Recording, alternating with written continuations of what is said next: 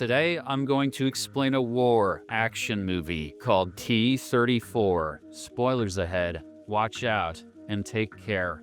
The movie opens up towards the tail end of 1941 as the Nazi invasion of the Soviet Union, dubbed as Operation Barbarossa, has reached the outskirts of Moscow. The Germans have enjoyed stunning success as their tanks have forged ahead, while Luftwaffe rule the skies. This has caused the morale of the Red Army to go down, as their supply lines have been seriously hampered. Currently, Soviet Army Junior Lieutenant Nikolai Ivishkin is on his way to Butovo, a town that is merely 35 kilometers away from Moscow. He is carrying food supplies for a group of Soviet soldiers who have set up a temporary camp in the town. Nikolai is navigating the frozen terrain in a ramshackle truck with a young private beside him. After a while, they arrive near a mileage sign that was made to give travelers the directions to nearby places. Nikolai stops the truck and disembarks with an axe in his hand. He then cuts down the sign to try and deter their enemies. Suddenly, a German Panzer III tank appears over a nearby hill and immediately opens fire towards them. But Nikolai gets back into the truck and skillfully maneuvers the dilapidated vehicle to avoid incoming fire. The Soviet duo managed to escape by the skin of their teeth, thanks to Nikolai's expert knowledge of tanks and ammunition. Elsewhere, at the temporary camp in the village of Butovo, Soviet Captain Mikhail reports to his commanding officer that his battalion is down to one single tank. Mikhail himself is severely injured, which leaves them with no one to take command of the tank. The commanding officer, however, tells him to fight to the bitter end. Fortunately for him, Nikolai arrives at the camp later that night with food and essential supplies. Mikhail realizes the newcomer is an ammunition officer and immediately appoints him as the commander of the only available tank. Their mission is to cover the retreat of the Soviet battalion, as well as a mobile hospital from incoming German forces. Nikolai is assigned to take charge of a damaged T-34 tank, whose previous commander was killed in action. He is expected to delay the Germans' advance with only a single tank and a small number of supporting infantry. In a brilliant display of leadership, Nikolai immediately takes reins of the situation around the camp. He rounds up the soldiers who will be in the T-34 with him and briefs them on the mission. Initially, the men laugh at the suggestion that they will be facing a strong German troop with merely a single tank. However, Nikolai is an extremely serious man and does not tolerate any form of cowardice. He berates them for their laziness and tells them to thoroughly check every part of the tank. He also warns them that they will be severely punished if they continue to whine. Before leaving for a strategy meeting, he orders them to start prepping the tank for the offensive and load plenty of extra ammunition. The following day, German SS Standartenführer Klaus Jaeger and his men observe the village from behind a nearby tree line. He believes the Russians are planning something, but is confident enough to order his crew to move forward anyway. Unbeknownst to them, Nikolai and his crew have laid an ambush for the platoon of German panzers. The Soviets have hidden their T-34 inside a haystack and are waiting for the right opportunity to strike. However, when the German tanks are in range, Jaeger commands his men to stop. The shrewd officer inspects the village from afar with his binoculars and sees a cannon hidden inside a shed. He orders 4 of his tanks to move forward and blow the shed to pieces. What he doesn't realize is that the cannon is made only of wood and is a setup planned by his enemies. Just then, the T-34 shoots an armor-piercing shell that destroys 2 German tanks at once. This also means that the Soviets no longer have the element of surprise and now have to face their enemies out in the open. Nikolai orders his men to drive their tank towards a barn on the edge of the village. The German soldiers retaliate by approaching on foot, waiting for the T-34 to attack again. However, the Soviet infantry takes down the German soldiers, giving the T-34 an opportunity to shoot. An intense skirmish then breaks out, in which the Soviets manage to destroy 6 panzers. Unfortunately, Jaeger and his men manage to chase down the enemy tank and eventually stand in a one-on-one duel against the T-34. They shoot at each other, and both the tanks are badly damaged. Half the Russian crew is killed when they attempt to escape their burning tank, but Nikolai somehow manages to get out of the T-34 and also pulls out the severely injured driver Stepan. Seeing this, Panzers. An injured Jaeger gets out of his Panzer and shoots towards them before passing out due to his injuries. Nikolai and Stepan are both alive, but are soon captured by the Germans. The scene shifts to 3 years later as a train arrives at the Thuringia concentration camp in Germany, and the prisoners of war, or POWs, come pouring out. The warden then welcomes the prisoners, sarcastically referring to the camp as a resort. He reminds them that Germans are now their masters. It is then revealed that Nikolai has been a prisoner in the camp for 3 years and has refused to give his name. With the help of the camp's interpreter, a bilingual Russian prisoner, Anya, the warden threatens to kill him. He also orders his men to put Nikolai in a special unit where they torture him for information about his name and rank. A few weeks later, Jaeger, who is now a Standartenführer, arrives at the concentration camp. He gains permission from the warden to recruit an experienced tank crew from the Soviet POWs in the camp. Jaeger plans to use the prisoners as dummy opponents for training the Nazi Panzer Division. The following day, he goes through the camp's records and recognizes Nikolai's photograph. He is well aware of the Soviet soldiers' mastery of tanks and thus sets up a meeting. Jaeger proposes to Nikolai the idea of training Nazi soldiers under his command, but as expected, the latter sees this as an act of betrayal towards his nation and refuses to help. The cunning Jaeger then threatens to kill Anya, which eventually forces Nikolai to accept the offer. The next day, Nikolai is forced to choose his crew from the other POWs in the camp. He picks out 3 other Soviet soldiers with prior experience with tanks. These include Stepan, his previous driver, Ionov,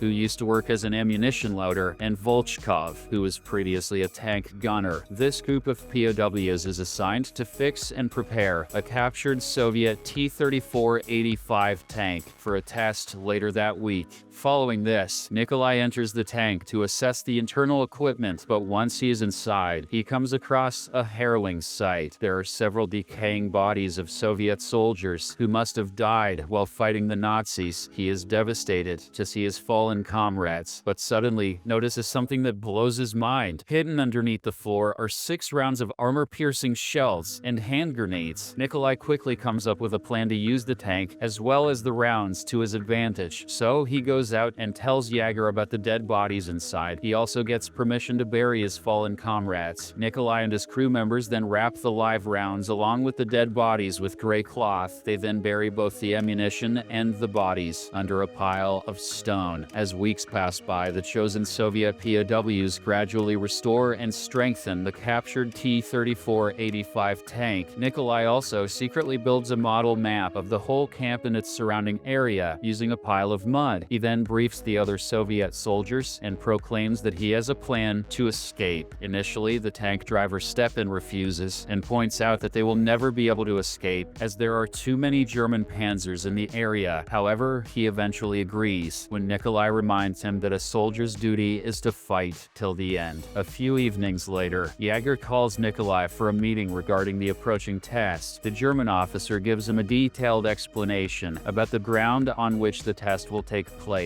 Jaeger also tells him where the T-34-85 should be positioned on the field. However, Nikolai says that he should be the one to decide where the T-34 will be placed. That way, the German trainees will have to deal with an unexpected scenario, which will improve their real-life decision-making capabilities. Jaeger, who was impressed with Nikolai's stealth in their previous battle, readily agrees to this. In the next scene, the day of the exercise finally arrives, and Jaeger prepares the trainee German soldiers. Nikolai and his men, on the other hand, sneakily retrieve the armor-piercing shells from the stone grave and load them in their tank. The training soon begins, and the first German tanks set off to approach the Russian T-34. While this is going on, Anya goes to Jaeger's office to steal a map that shows a safe route out of the area. She also steals a pass that would allow her to get out of the camp for a day. Back at the training field, Nikolai's crew creates a smoke screen to mask their movements. The Germans still believe that the T-34 is unarmed and are unprepared for what's about to happen. But when the T-34 fires a shell and utterly destroys the trainees' first Panzer tank, they are stunned. Seconds later, another shell is fired directly into the observation tower. The resulting explosion kills most of the officers inside, except for Jaeger and another soldier who jump out at the last second. The T-34 then storms through the training ground's car park and eventually breaks through the main gate. On the other hand, Anya uses the stolen pass and makes her her way to the nearest bus stop just outside the camp. The tankers soon pick her up, much to the surprise of common German people who are waiting at the stop. With the help of the stolen map, Nikolai plots a course towards Czechoslovakia and back to the front line of the Soviet army. After a few hours, Nikolai and his 100 crew stop at a town to find some much-needed fuel, new clothing, and fresh food. The people in the town are completely helpless as they watch the Soviets take whatever they need. As they move out of the town, they suddenly encounter a blockade equipped with a towed anti-tank gun. Nikolai's crew drives the tank off the road and right through the woods, avoiding the German attack. They barely manage to dodge several gunshots, but eventually disappear into the deep forest. Meanwhile, Jaeger receives news that the Russian escapees have managed to cross the blockade. He theorizes that they are heading to the border and asks for air support to survey the area. After driving for a few hours, Stepan points out that the tank will overheat soon. Nikolai thus orders him to take them to a nearby mountain pass where they can spend the night. They then pull off into the woods to rest for the time being. The crew come out of the T-34 after several hours of grueling travel and enjoy their freedom by bathing in a nearby lake while Anya prepares dinner. Meanwhile, Jaeger takes to the sky in a double-seater fighter aircraft to fight Nikolai's T-34. He doesn't locate them, but is able to track the path they'll be taking to reach Czechoslovakia. So, when he gets back to the German base, he takes command of 4 panzers. Jaeger plans to ambush the Soviets in a small town of Klingenthal, which falls on the way to Czechoslovakia. Back in the forest, Nikolai holds a meeting where he suggests abandoning the tank and splitting up. He believes they have a better chance of survival if they go individually. However, the crew insists on staying with him and is reluctant to leave their beloved tank. That night, while the other crew members sleep, Nikolai and Anya talk to each other out in the forest. It is obvious that the two have a romantic chemistry brewing between them, but their moment of intimacy is unceremoniously interrupted by faint sounds of approaching tanks. As a seasoned war veteran, Nikolai realizes that the Germans are out to hunt them. He tells Anya to walk eastwards through the forest and wait for them at a meadow near Klingenthal. If they do not return by the next night, she must leave under the cover of darkness. Nikolai and the crew then say their goodbyes for now. Only a few hours later, the T-34 enters the town of Klingenthal, where it immediately encounters the first of the 4 panzers. Volchkov knows that it is almost impossible to pierce the German tank through its front end. He thus comes up with a brilliant idea and fires a shot right underneath the panzer. The shell ricochets off the pavement and penetrates its underbelly. Unfortunately, this only proves to be the start of what will soon become a gruesome fight of survival. Nikolai realizes they are surrounded by the remaining 3 panzers, including the one commanded by Jaeger. All the escape routes are blocked, but he comes up with a risky plan. He hands Volchkov a single grenade and orders him to distract one of the 3 panzers. Reacting swiftly, Volchkov grabs the grenade and slips out of the T-34. Luck is on his side as a thick fog covers the entire town. He sneakily reaches a panzer and notices that its hatch is open. The commander of that German tank is surveying the area and doesn't see Volchkov arrive until it's too late. The latter pushes the German commander back inside and chucks his grenade inside the tank. He then quickly closes the hatch and waits until everyone inside is blown to pieces. This is enough to catch the 2 other panzers off guard. Stepan uses this opportunity and crashes the T-34 through the surrounding building. They arrive right next to an enemy tank and shoot an armor-piercing shell. They have now managed to destroy 2 panzers, but their troubles are far from over. Shortly afterwards, the other 2 panzers arrive on the scene, and one aims at Nikolai. However, Volchkov, who is now inside a German tank, fires a shell and destroys the 3rd panzer. The only remaining German tank is now under the command of the formidable Jaeger. He quickly shows his mettle by disposing of the captured panzer and badly wounding Volchkov in the process. Following this, the 2 remaining tanks, captured by Jaeger and Nikolai, move outside the town and face off over a narrow stone bridge across a river. They charge at each other, and Jaeger fires several shots at the T-34, but fails to disable it. Nikolai, on the other hand, has only 1 shell and waits for the perfect moment to fire it. Seconds later, both the tanks fire at the same time, and in the resulting explosion, most of the German crew is killed. Jaeger, who is wounded but still alive, realizes that his tank is now practically useless. Following this, Nikolai orders his driver to ram the panzer, pushing it to the edge of the bridge. This forces Jaeger to crawl out of the hatch, and he finds Nikolai aiming a stolen rifle at him. However, the Soviet soldier puts his gun down and decides to spare his enemy's life. He tries to pull Jaeger to safety, but the latter lets go. Jaeger then falls to his death as his Panzer ticks over the bridge and plummets into the river. In the aftermath of this event, the Soviet crew carries the injured Volchkov on a makeshift stretcher and meets with Anya outside the town. They then make their way towards the Russian lines on foot.